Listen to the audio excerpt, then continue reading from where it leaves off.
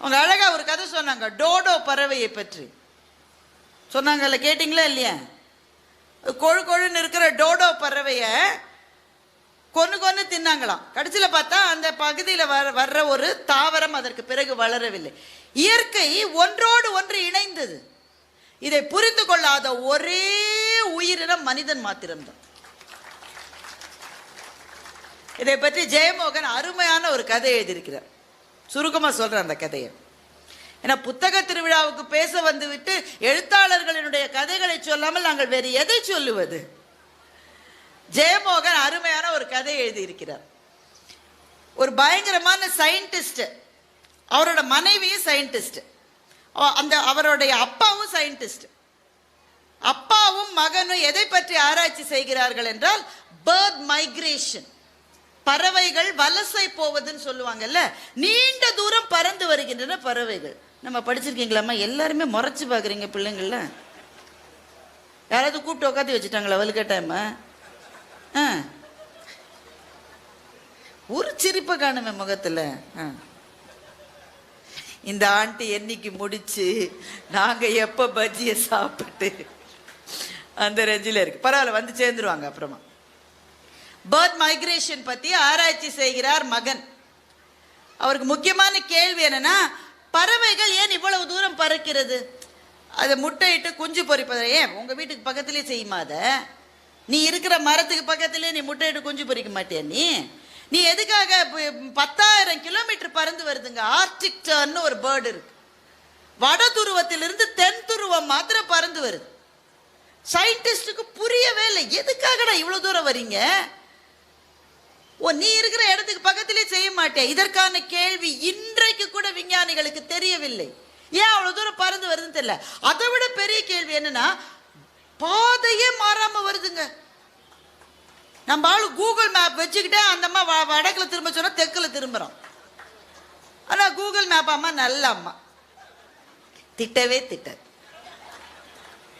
சொல்லிக்கிட்டே இருக்கும். Take a you turn now, take a you turn now, take a. நேர போவோம். அது திட்டுது அவனை. அறிவு இருக்கா? நான் வந்து சொல்றேன்ல யூ டர்ன் எடுன்னு சொல்றேனே நான். உனக்கு மண்டையில ஏதாவது இருக்கு? அது கேட்குதா? இல்லை. Go for another 5.5 kilometers and then take a U-turn. இதுவே வீட்டம்மா இருந்தா என்னென்ன திட்டிருக்கோம். அந்த சொல்றல திரும்புன்னு. ஒருத்தர் பேச்சை கேட்கறது உன் தலைமுறையிலேயே யாருக்கு இல்லை, உன் குடும்பத்திலே யாரும் கேட்க மாட்டாங்க. உங்க அப்பா அம்மா உன்னை சரியா வளர்த்துருந்தா நீ இந்த மாதிரி இருந்திருப்பியா? பரம்பரையே மானக்கேடு உண்டாக்கும். ஆனா கூகுள் அக்கா யாரையுமே திட்டாது, நல்ல அக்கா. அது கூகுள் மேப் அக்கா நல்ல அக்கா. இப்போ இந்த பறவைகளுக்கு என்ன கூகுள் மேப் இருக்கு சார்? ஒரு போர்டு இருக்கா? கடலுக்கு மேல பறக்குது சார். ஒரு மேப் இருக்கா? ஒரு போர்டு இருக்கா? என்ன சார் இருக்கு? 10,000 கிலோமீட்டர் பறக்கிற ஒரு டைரக்ஷன் கிடையாது. So this question is always puzzled the scientist. எப்படி வழியை கண்டுபிடிக்கிறாங்க? இந்த பையன் அதை பத்தி தான் ஆராய்ச்சி பண்றாரு. பையனுக்கு ஒரு மனைவி இருக்காங்க. அந்த அம்மா அதோட தீவிரமா ஆராய்ச்சி. எதை பற்றி என்றால் மீன்களை பற்றி ஆராய்ச்சி செய்கிறவர்கள். நல்ல குடும்பம். ஏன்னா கணவன் மனைவி சந்திச்சுக்கவே முடியாது, அந்த குடும்பம் நல்ல குடும்பமா இருக்கும். இவர் பேர்ட்ஸை பத்தி ஆராய்ச்சி பண்றதுனால இவர் வேற ஒரு இடத்துல இருக்கார். அந்த அம்மா ஃபிஷ்ஷை பத்தி ஆராய்ச்சி பண்றதுனால கடல் ஓர பகுதிகளில் தான் அந்த அம்மா இருக்கும். சந்திச்சுக்கவே மாட்டாங்க, எப்போவாவது ஒவ்வொரு தடவை சந்திச்சுப்பாங்க. இந்த பையன் சொல்றான், அப்பா நான் கண்டுபிடிச்சிட்டேன்ப்பா, இந்த பேர்ட்ஸ் வந்து டைரக்ஷன் எப்படி நம்ம கண்டுபிடிக்குது? மனித கண்கள் அதுக்கு இல்லை.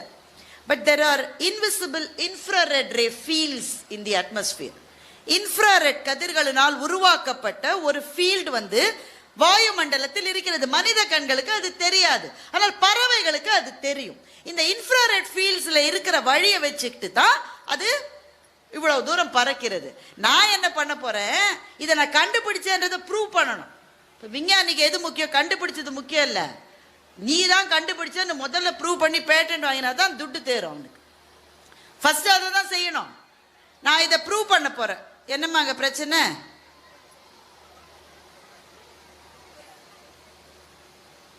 சரி உட்காருங்க உட்காருங்க, ஒன்றும் இல்லை, அவங்கெல்லாம் பஜ்ஜி சாப்பிட போறாங்கன்னு நினைக்கிறேன். சரி வாங்க நம்ம கதைக்கு திரும்ப போகலாம். ஏன்பா நடுவில் பிரச்சனை பண்ணாதீங்க, உட்காருதுன்னா உட்காருங்க, போறதுன்னா போங்க. சரி. இப்பதான் புரியுது ரேவதி சுப்புலட்சுமியோட பிரச்சனை எவ்வளவு பெரிய பிரச்சனை. இது என்னைக்காவது ஒரு நாள் கூட்டத்தில் பார்த்தாலும் எனக்கு ரத்த கொதிப்பு வந்துடும். தினம் 7 கிளாஸ் அம்மா, அட பாவங்களா. எங்களை மாதிரி பேச்சாளர்களுக்கு ரொம்ப சௌரியங்க. இப்போ ஆடியன்ஸ் இருக்காங்க, எங்கள் பேச்சை கேட்க அவங்க விரும்பலாம் வச்சுக்க. நீங்கள் இல்லை, நீங்களாம் விரும்புகிறீங்க, அப்படி தானே?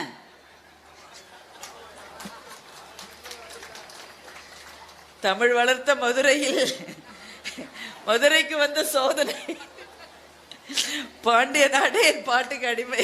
சரி. பேச்சாளர்களுக்கு என்னன்னா, ஆடியன்ஸ் வந்து எங்க பேச்சை கேட்க தயாரா இல்லைன்னு வச்சுக்கோங்களேன், நாங்க என்ன செய்வோம்னு நினைக்கிறீங்க? சரிங்க நன்றி வணக்கம்னு போயிடலாம். ஆனா ஆசிரியர்கள் பாவம், ஒரு நாளும் அவர்கள் பேச்சை கேட்க விரும்பாத ஆடியன்ஸுக்கு மத்தியிலேயே வாழ்நாளெல்லாம் பாடம் நடத்தி கொண்டே இருக்கிறார்.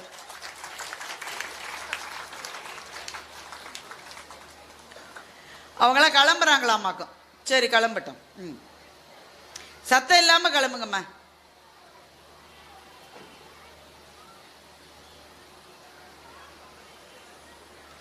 சரி, கதைக்கு திரும்ப வருவோமா? இது வந்து ஒரு தவறான முறை, சொல்றேன் தப்பா எடுத்துக்காதீங்க. ஒரு பேச்சாளரனுடைய பேச்சுக்கு நீங்கள் வந்து முழு பேச்சையும் கேட்க உங்களுக்கு நேரம் இல்லை என்றால் அந்த அரங்கத்தில் நீங்கள் அமரக்கூடாது. அதற்காகத்தான் நான் பேச ஆரம்பித்த போதே சொன்னேன், எனக்கு கிட்டத்தட்ட 50 நிமிடங்கள் நேரம் கொடுக்கப்பட்டிருக்கிறது என்று சொன்னேன். அவ்வளவு நேரம் இருக்க முடியவில்லை என்றால் அப்போதே கிளம்பி இருக்க வேண்டும். இது முறை அல்ல.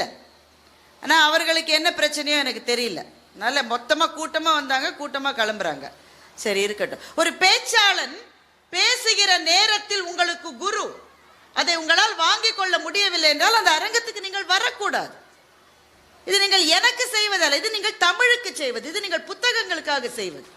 இது எந்த விதத்திலும் முறை அன்று. ஆனால் சின்ன பிள்ளைகள், நான் அவங்களை தவறு சொல்லவும் முடியாது. சரி ஓகே, கதைக்கு வந்துடலாம்.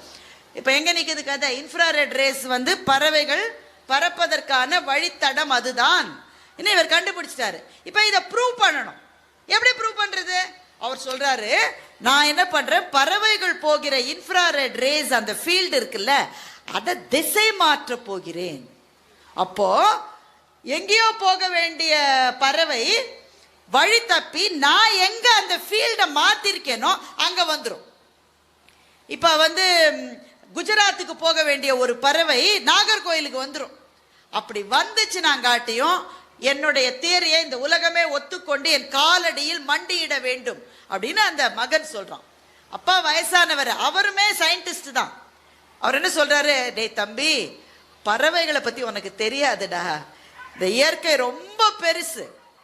இயற்கை தன்னுடைய பாதைகளை எப்படி கட்டமைக்கிறது என்பதை கேவலத்திலும் கேவலமான ஒரு மனிதனுக்கு ஒரு நாளும் புரியாதுடா தம்பின்னு அப்பா அட்வைஸ் பண்றார். அப்பா அட்வைஸ் பண்ண உடனே வளர்ந்த மகன்கள் எல்லாரும் என்ன சொல்லுவார்கள், தந்தையே உங்களுடைய அறிவுரையை இப்போதே ஏற்று, அப்படி சொல்லுவாங்க. சும்மா இருப்ப நையின்னு என் நேரம், நான் எவ்வளவு படிச்சிருக்கேன், எவ்வளவு பேர் ரிசர்ச்ல இருக்கேன், நான் என்னென்ன கண்டுபிடிச்சிருக்கேன், நீ அந்த காலத்து ரிசர்ச் மெத்தடே வச்சு உனக்கு என்ன தெரியும், யூ கீப் குவைட். அப்புறம் அப்பா என்ன சொல்லுவாரு, எல்லா வீட்டு அப்பாவும் என்ன சொல்லுவாரோ அதான் சொல்லுவார், எக்கேடு கெட்டு ஒழி, எனக்கு என்ன. இப்போ இவன் இன்ஃப்ராரெட் ஃபீல்டை மாத்திட்டார். இப்போ பறவைகள், குஜராத்துக்கு போக வேண்டிய பறவை திடீர்னு திசை மாறி கன்னியாகுமரி நாகர்கோவில் பக்கம் வர ஆரம்பிச்சிருச்சு. அவ்வளோதான், மகனுக்கு மகிழ்ச்சி தாங்கல. எல்லாருக்கும் மெசேஜ் அனுப்புறாரு, I've succeeded in my research, அதுவாக்கு இதுவாக்கு. அப்போ திடீர்னு ஞாபகம் வருது, எல்லாருக்கும் நான் என்னுடைய வெற்றியை பற்றி சொன்னேன், ஒரு முக்கியமான ஆளுக்கு என்னோட வெற்றியை பற்றி சொல்லலையே, என் மனைவிக்கு இன்னும் சொல்லலையே. என் மனைவிக்கு ஃபோன் பண்ணுறாரு. மனைவி சொல்கிறாங்க, நான் வீட்டு வாசலில் தான் இருக்கேன். எப்பம்மா வந்து நீ, நான் வந்து ஜெயிச்சிட்டேன்றதை செலிப்ரேட் பண்ணுவேன். நீ ஜெயிச்சிட்டேன்றதை நான் ஏன் செலிப்ரேட் பண்ணுவேன், நான் அதுக்கு வரல, பின்ன எதுக்கு வந்தேன். திடீர்னு ஒரு புதிய சம்பவம் நிகழ்ந்திருக்கிறது மீன்கள் உலகத்தில், அதை பற்றி ரிசர்ச் பண்ணுறதுக்காக இங்கே வந்திருக்கேன். ஏன்னா அந்த அம்மா வந்து ஃபிஷ்ஷை பற்றி ரிசர்ச் பண்ணுற சயின்டிஸ்ட். மீன்கள் உலகத்தில் என்ன சம்பவம் நடந்திருக்கிறது, குஜராத் கடற்கரையிலே இருக்க வேண்டிய பல மீன்கள் அவ்வளவு தூரம் நீந்தி கன்னியாகுமரி கடற்கரைக்கு வந்திருக்கிறது. என்ன காரணம்னே எங்களுக்கு புரியல. இதெல்லாம் குஜராத்ல இருக்கிற எப்போ வழக்கமா இருக்கிற மீன் திடீர்னு கூட்டம் கூட்டமா கிளம்பி லட்சக்கணக்கான மீன்கள் குஜராத்தில இருந்து கன்னியாகுமரிக்கு வந்திருக்கு. எதுக்கு வந்ததுன்னே எங்களுக்கு தெரியல. அதை பத்தி ரிசர்ச் பண்றதுக்காக இங்க வந்திருக்கோம். ஆனா அது எதுக்கு வந்ததுன்றது சயின்டிஸ்டுக்கு தெரியும் தானே. இயற்கையினுடைய பாதைகள் நம்மால் ஊகிக்க கூடிய பாதைகளே அல்ல. மீன்கள் ஒரு இடத்துக்கு போகிறது என்றால் யாரு ஒவ்வொரு பறவைகள் ஒரு இடத்துக்கு போறதுன்னா ஒவ்வொரு மீனுக்கும் யார் SMS அமிச்சது, மச்சான் நீ அங்க போயிரு நம்மால அங்க வர, யார் சொன்னது? ஆனால் இயற்கையினுடைய பாதைகள் நம்மால் ஊகிக்க முடியாதவை. அதான் அந்த டோடோ கதையில இருந்ததும் அதுதான், ஜெயமோகன் எழுதிய இந்த கதையில் இருப்பதும் அதுதான். இலக்கியம் நமக்கு எதை தருகிறது என்றால், டோன்ட் மெஸ் வித் நேச்சர். இயற்கையோடு நீ உன்னுடைய கையை வைத்து ஒரு மரத்தை நீ வெட்டினால் கூட உன் தலைமுறையில் யாரோ ஒருவர் அதற்காக கஷ்டப்படுவார் என்ற பாடத்தை இயற்கை சொல்லாமல் சொல்லுகிறது. நம்மால புரிஞ்சுக்க முடியல. அதை சில எழுத்தாளர்கள் நமக்கு சொல்லுகிற போது அதை பற்றி சிந்திக்க ஆரம்பிப்போம் இல்லையா? அதுதான் எழுத்தினுடைய வெற்றியாக இருக்கிறது.